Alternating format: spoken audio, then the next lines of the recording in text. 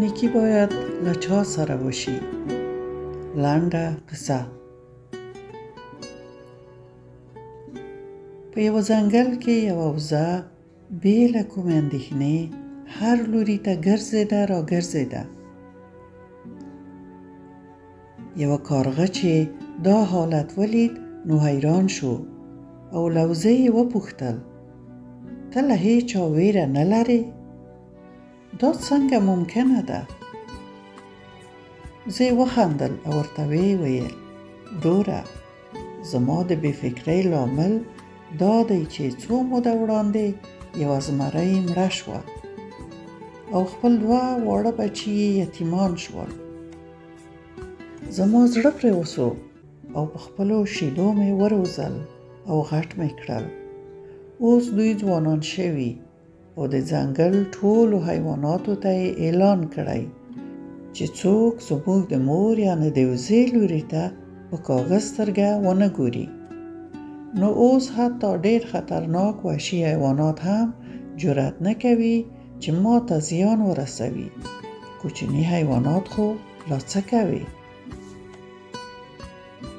کارغه چې دا واورېدل فکر یې وکړ: کاشکې زه هم داسې نیکي وکړم تر څو د الوتونکو په نړۍ کې همداسې درناوی ومومم.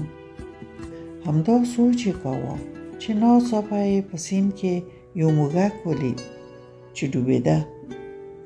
سمدستي ښکته شو، موږک یې له اوبو راوایست او د یوه لویې ډبرې په سر یې کېښود. بیا یې د خپلو وزرونو په وهلو سره وچه هوا ورکړه تر څو وچ شي. کله چې موږک بیرته هوښیار شو او بدن یې له اوبو وچ شو نو له کارغه یې هیڅ مننه هم ونه کړه، بلکې په خپلو غاښونو یې د هغه د وزرونو ژوول پیل کړل. کارغه بیچاره لا هم د نیکۍ په خیال کې و، خو موږک خپل عادت پرې نه ښود. کله چې بشپړ وچ شو نو بې له شکر او مننې ویلو وتښتېد. کارغه ډېر خوشحاله و چې نیکي یې کړې، نو یې وغوښتل چې اوږده الوتنه وکړي، خو سملاسي د الوتلو پر مهال پر مځکه ولوېد. د هغه وزرونو کار نه ورکاوه، نو یوازې ټوپونه یې ووهل.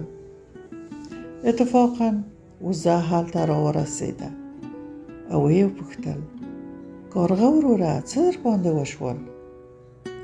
کارغه په غوسه ورته وویل: دا ستا د خبرو بلا وه، ستا له خبرې متاثره شوم.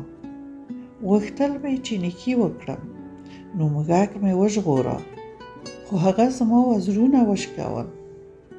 وزې وخندل او ورته ویې ویل: ای احمقه، که د نیکي کول غوښتل نو د زمري له بچي سره به یې کوې.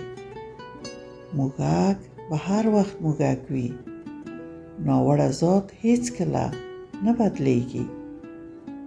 هغه څوک چې له بد خویه او بد نسله خلکو سره نیکي کوي نو له همداسې انجام سره به مخ کیږي لکه ته چې شوی یې.